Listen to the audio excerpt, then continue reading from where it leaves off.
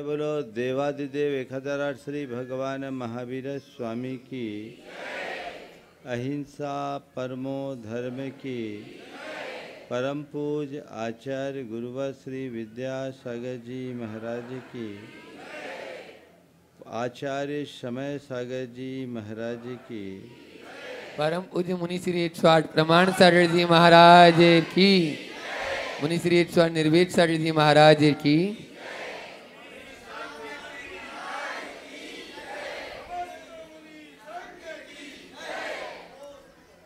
आज आप लोग बड़े खुश दिखाई पड़ रहे हैं ना? क्यों? इसलिए कि आज आपको आपका मन चाहा मिल गया है। मिला है कि नहीं मिला?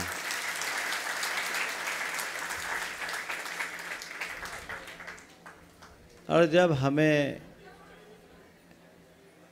मन चाहा मिलता है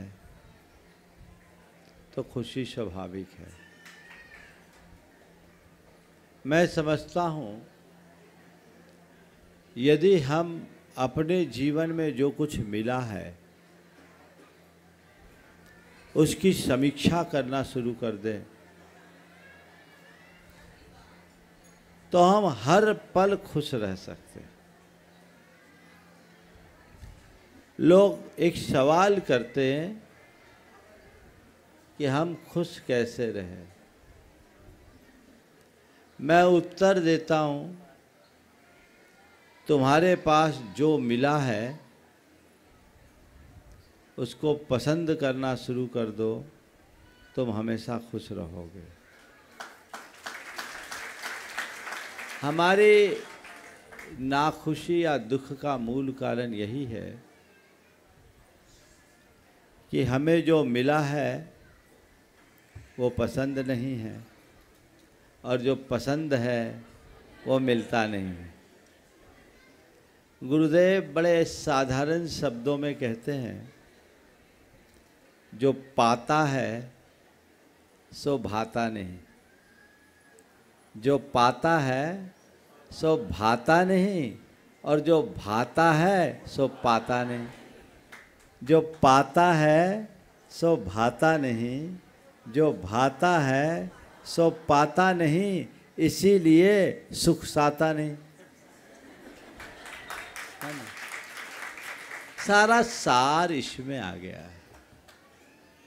आज आप सबसे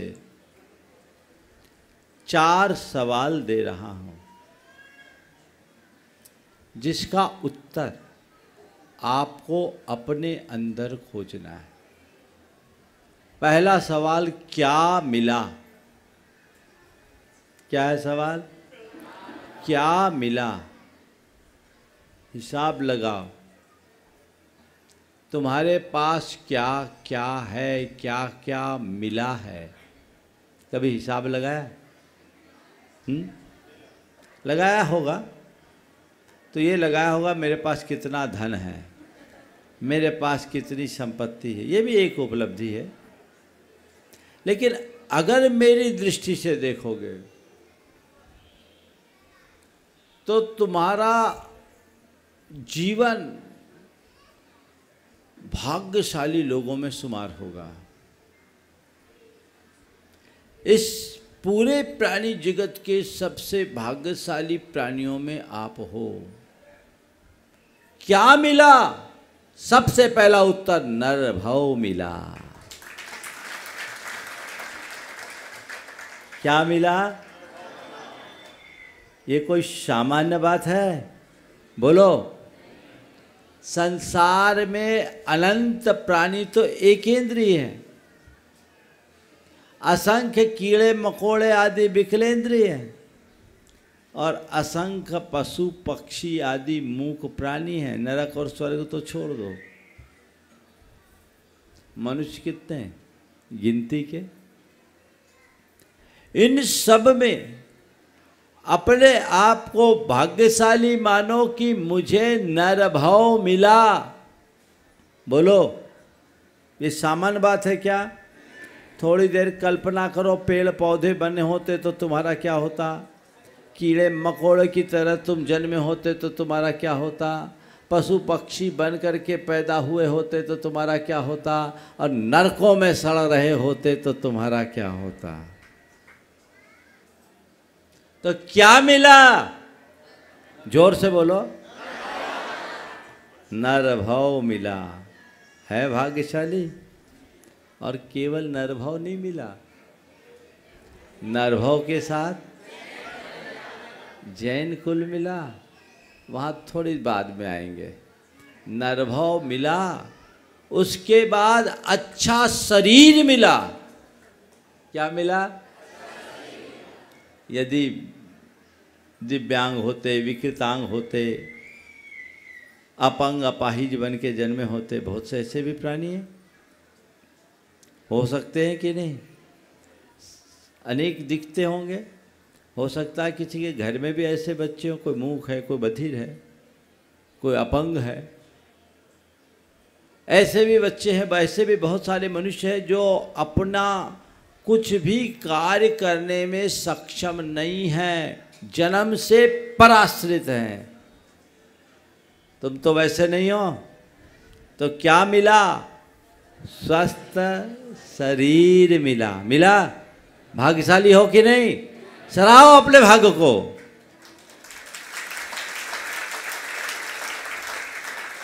और इतना ही नहीं,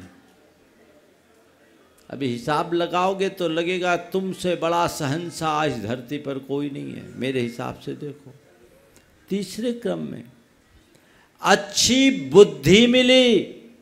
मिली कि नहीं मिली? हाँ, मिली। अगर मंद बुद्धि होते, विक्षिप्त होते, पागल होते तो तुम्हारा क्या होता? बहुत से ऐसे बच्चे जो आदमी है लेकिन उनको कुछ होश ही नहीं है। तुम्हें ये बुद्धि तो मिली, और बुद्धि मिली, दुर्बुद्धि नहीं। नहीं तो अपनी बुद्धि का उटपटांग प्रयोग करते और आतंक की पर्याय बन जाते। अच्छी बुद्धि मिली, भाग्यशाली हो। फिर क्या मिला? अच्छा परिवार मिला। मिला कि नहीं मिला? तुम जिस परिवार में हो, सब लोग प्रेम से रहते हो, मिल बैठ करके जीते हो, ऐसे परिवार में जहाँ आपस में प्रेम है, सद्भाव है, तुम्हें सड़क चलते ऐसे भी लोग मिलेंगे जिनकी सुबह की शुरुआत झगड़े से होती है और रात तक झगड़ते रहते हैं, धरती पर ही नरक का रौद्र रूप दिखाते हैं। है? मिलते कि नहीं मिलते? सोचो कहीं ऐसे परिवार में तुम पैदा हुए होते तो भाग्यशाली हो कि नहीं? तो क्या मिला? अच्छा परिवार मिला। परिवार मिलना भी दुर्लभ है। बहुत तो ऐसे हैं जिनके जन्म लेते ही माँ बाप चल बसे, जिन्हें परिवार ही नहीं मिला, अनाथ आश्रमों में पलना पड़ा। ऐसे भी लोग हैं ना इस दुनिया में। काश तुम्हारा परिवार नहीं होता, काश तुम्हारे माँ बाप नहीं होते, उन्हें तो तुम्हें पाला पोसा नहीं होता, तो तुम क्या होते? अनाथालयों में पलते रहते। और क्या होता? मिला तुम्हें परिवार, है तुम्हारा भाग्य। फिर परिवार ही नहीं मिला, अच्छा संस्कार मिला। संस्कार मिला कि नहीं मिला? अच्छा संस्कार मिला। इसके परिणाम स्वरूप आज तुम एक सभ्य नागरिक की भांति यहां बैठे हो। अगर संस्कार विहीन होते, माता पिता ने तुम्हें संस्कार नहीं दिया होता, परिवार से तुम्हें संस्कार नहीं मिलता, तो क्या होता? लुच्चे लफंगे आवारा अपराधी बनकर मवाली की तरह जिंदगी काटते, है ना? पर ऐसा नहीं है। तुम एक सभ्य नागरिक हो भाग्यशाली कि नहीं? अच्छा संस्कार ही नहीं मिला, जैन कुल मिला। क्या मिला? जैन कुल का मतलब क्या? ऐसे कुल में जन्मे जहां पीढ़ियों से हिंसा नहीं हुई, जहां हिंसा का नाम नहीं है। आज ही नहीं, पीढ़ियों में पीछे लौट करके चले जाओ, 10 पीढ़ियों में किसी ने तुम्हारे कुल में कोई हिंसा का कर्म नहीं किया। ऐसे सौभाग्यशाली कुल में जन्म लिए, इसका गर्व है कि नहीं? तुम भाग्यशाली हो कि नहीं?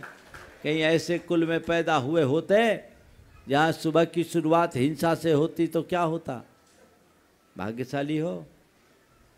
और इतना ही नहीं, इससे भी एक कदम आगे बढ़े हो। तुम्हें धर्म की रुचि मिली, अच्छे संस्कार मिले, अच्छी बुद्धि मिली, अच्छे संस्कार मिले, अच्छा कुल मिला, जैन कुल भी मिल गया। लेकिन कोई ज़रूरी नहीं कि जो जैन कुल में जन्मे हो उनकी धर्म की रुचि भी हो। बहुत से ऐसे अभागे हैं जो जैन कुल में रुचि जन्म लेने के बाद भी पापी बने फिर रहे हैं। तुम भाग्यशाली हो कि नहीं? यहाँ जितने बैठे हैं सब भव्य जीव हैं, सब के सब भाग्यशाली हैं। क्यों? तुम्हारी धर्म में रुचि है ना? तो ये सब तो मिला। और गिनाओ। धन संपन्नता मिली। क्या मिली? आज तुम कितने समर्थ हो कि अपनी हर इच्छा की पूर्ति करने में सक्षम हो। तुम्हारे पास इतना पैसा है, इतना संसाधन है कि तुम जो चाहे वो कर सकते हो। इस धरती पर ऐसे भी लोग हैं जिन्हें 2 वक्त की रोटी का भी इंतजाम नहीं है। सुबह खाए तो शाम की व्यवस्था नहीं, शाम को खाए तो सुबह की व्यवस्था नहीं। ऐसे लोग भी हैं। पर इस अर्थ में तुम भाग्यशाली हो, सब कुछ अनुकूल मिला। अब सवाल है कैसे मिला? बोलो। हाँ, ये कैसे मिला? क्यों मिला तुमको? किसी की कृपा से? किसके क्यों मिला? पुण्य के सुयोग से मिला। किससे मिला?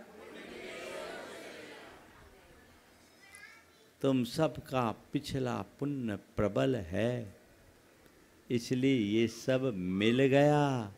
पुण्यहीन होते तो कुछ भी नहीं पाते। कभी ऐसा एहसास होता है कि मैं इस धरती के तमाम पुण्यशाली लोगों में एक हूँ जिसे सारे अनुकूल संयोग मिले हैं। कभी विचार होता है? बोलो।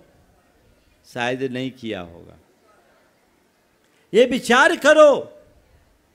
ऐसा विचार रखने वालों की ही मति स्थिर होती है। ये पुण्य के योग से मिला। मेरा इतना प्रबल पुण्य का योग है, इसके कारण आज सारे अनुकूल संयोग मुझे मिले हैं। पर भैया, पुण्य के योग से तो मिला है, पर किस लिए मिला? मौज करने के लिए, मजा काटने के लिए, मस्ती उड़ाने के लिए? किसके लिए? बोलो बोलो, थोड़ा जोर से बोलो। अब कर क्या रहे हो?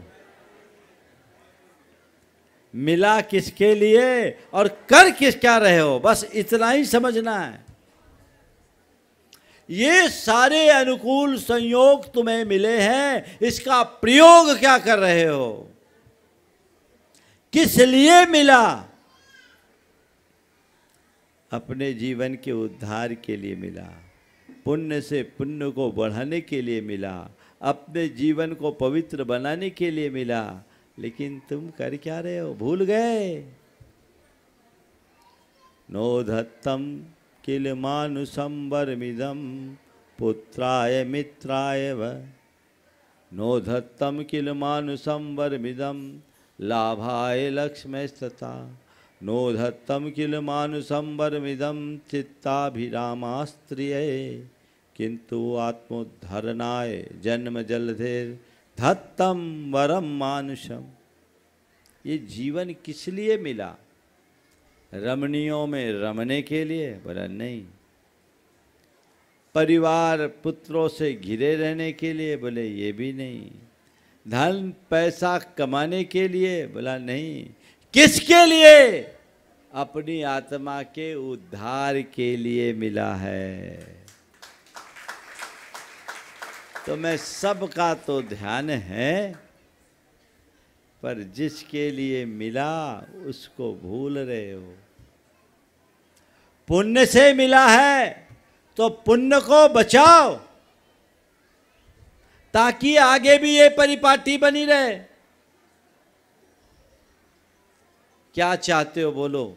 जितने अनुकूल संयोग आज मिले, भावी जन्म में भी ये मिले, ऐसा चाहते हो कि नहीं चाहते हो? बोलो, चाहते हो? महाराज जब तक संसार है, भव भव में अनुकूल संयोग मिले, ये चाहते हो? तो भाई आप लोग तो किसानी से जुड़े हुए हो ज़्यादातर। जैसा बीज बोओगे वैसी ना फसल मिलेगी। हाँ, जैसा बीज बोओगे वैसी तो फसल मिलेगी।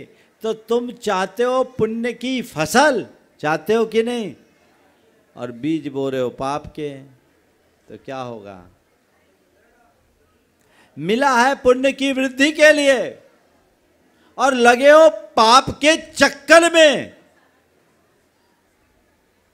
जो मनुष्य अपने जीवन में सुलभ अनुकूल संयोगों का सही प्रयोग नहीं करता, उसका पतन अवश्यंभावी है।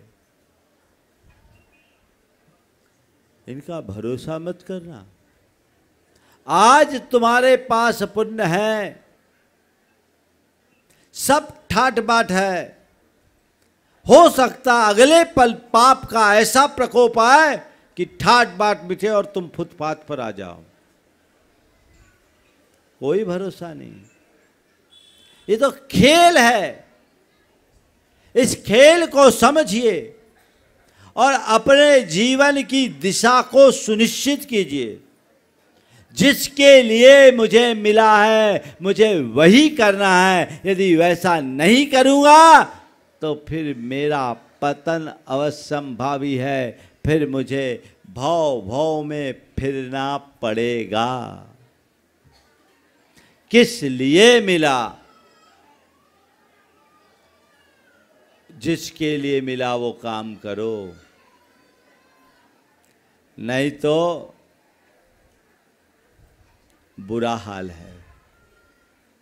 कहीं ऐसा ना हो कि पुनर्मुस्को भव जैसी कहावत चरितार्थ हो जाए।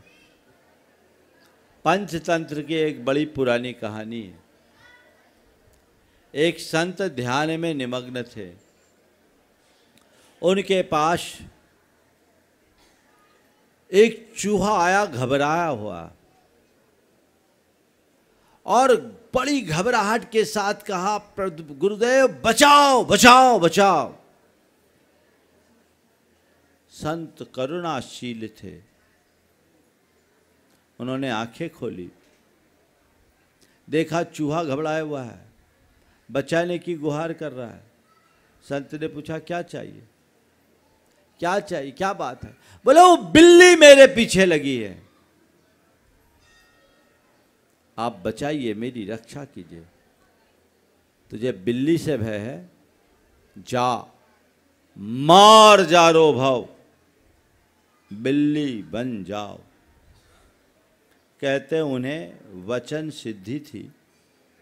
देखते ही देखते चूहा ने बिल्ली का रूप धारण कर लिया। अगले रोज वो बिल्ली घबराई हुई आई, त्राहिमाम त्राहिमाम त्राहिमाम। संत ने पूछा क्या हो गया? बोला गुरुदेव वो कुत्ता मेरे पीछे पड़ा है। तुझे कुत्ते से खतरा है, ठीक है, स्वानुभव। देखते ही देखते बिल्ली ने कुत्ते का रूप धारण कर लिया। हफ्ते भर बाद वो कुत्ता आया, कहा गुरुदेव बचाओ, बहुत परेशान हूँ। बोले क्या हो गया? बोले कुत्ता क्या बन गया, सब जगह दूर दुराया जाता हूँ, सड़क के बच्चे मुझ पर पत्थर मारते रहते हैं, जैसे तैसे बच के आया, आप तो मुझे मुक्ति दिलाओ। तो क्या बनना चाहते हो? बोले मुझे वन का मृग बना दो। बोला ठीक, मृगो भव। अब कुत्ता मृग बन गया, हिरण बन गया। एक दिन वही हिरण हाँफता कांपता सा पहुंचा और गुरुदेव रक्षा करो, बचाओ बचाओ बचाओ। संत ने आंख खोली, बोले क्या हो गया? बोले वो शेर मेरे पीछे पड़ा है। तुझे शेर से खतरा है, जा मृगेंद्रो भव, शेर बन जा। हिरण शेर बन गया, जंगल का राजा बनता फिरा। एक रोज शेर के मन में ख्याल आया, इन संतों का ठिकाना नहीं अभी मुझ पर प्रसन्न है। जो मुझे चूहे से शेर बना सकता है, वो शेर से वापस चूहा भी बना सकता है। तो क्यों ना मैं इस रास्ते को ही ख़त्म कर दूं। अभी मैं शेर हूँ, मुझ में बल है, ये संत क्या करेगा? इस भाव से प्रेरित होकर वो संत के समक्ष गया और उन पर झपट्टा मारने ही वाला था। संत पर झपटने वाला ही था कि संत उसके मनोभावों को ताड़ गए और जोर से बोले पुनर्मुस्को भव, फिर से चूहा बन जा। वो शेर पुनः चूहा में बदल गया। कहानी आपको मजेदार लगी कि नहीं लगी? भैया ये कहानी किसकी है? हाँ, जिस पुण्य की कृपा से तुम चूहे से शेर बने हो, ध्यान से सुनो, जिस पुण्य की कृपा से तुम चूहे से शेर बने हो, यदि उसी पुण्य को खाने में लग जाओगे तो वापस शेर से चूहा बनना पड़ेगा। वापस फिर तुम्हें अभाव और अल्पता का जीवन जीना पड़ेगा, दुस्संयोगों का शिकार बनना पड़ेगा। इसलिए पुण्य के योग से चीज़ें मिली है तो पुण्य की वृद्धि के लिए मिली है, पाप की वृद्धि के लिए नहीं। इसलिए अपने समय, शक्ति और संसाधन को सत्कर्मों में लगाओ, दुष्कर्मों से बचो। सार इतना है। तो किस लिए मिला?